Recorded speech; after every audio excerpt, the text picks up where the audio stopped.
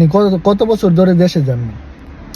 আরে ভাই কি বলবো, বাংলাদেশ প্রায় 10 বছর ধরে আমার যাওয়া হয় না। বাংলাদেশকে অনেক মিস করি। কি বললেন ভাই?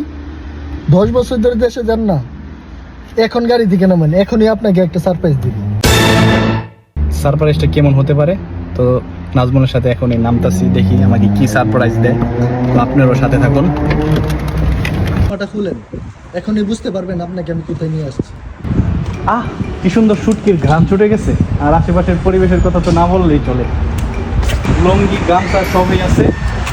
কিরে ভাই, কই নিয়ে আসছেন আমাকে? আমার তো মনে হইতেছে আমি অলরেডি বাংলাদেশে চলে আসছি, টিকিট ছাড়া, বিমান ছাড়া। 60 কিলোমিটার মাত্র ড্রাইভ করলাম, চলে আসলাম বাংলাদেশে।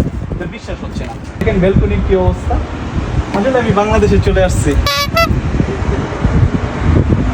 আরে ভাই, এটা বাংলাদেশ না ভাই, এটা হলো বাঙালি পাড়া। এইটা তো আমাকে নিত্যদিনের সঙ্গী, যে শুটকির ঘেরান, এই যে ব্যালকনিতে গামছা, ব্যালকনিতে লুঙ্গি, এটা আমাকে নিত্যদিনের দেখা, নিত্যদিনের সঙ্গী। এটা ভাই অবাক হওয়ার কিছু নেই ভাই। আমি বুঝতেই পারি ভাই আপনার কাছে এটা নতুন নি ভাই? হ্যাঁ ভাই, নতুন আসছে। তাহলে ভাই আপনার কাছে এটা নতুনের মতোই, আর আমার কাছে এই শুটকির ঘেরান শুনতে শুনতে আমাকে নাকে হনে মনে করেন বোঝা হয়ে গেছে। তো আমি তো ভাবছিলাম ভাই বাংলাদেশে চলে আসছি। না না ভাই, এটা বাংলাদেশ না, এটা হচ্ছে বাঙালি পাড়া। আপনারা ভুল বুঝছেন ভাই। এটাই বাস্তব। এটাই বাস্তব।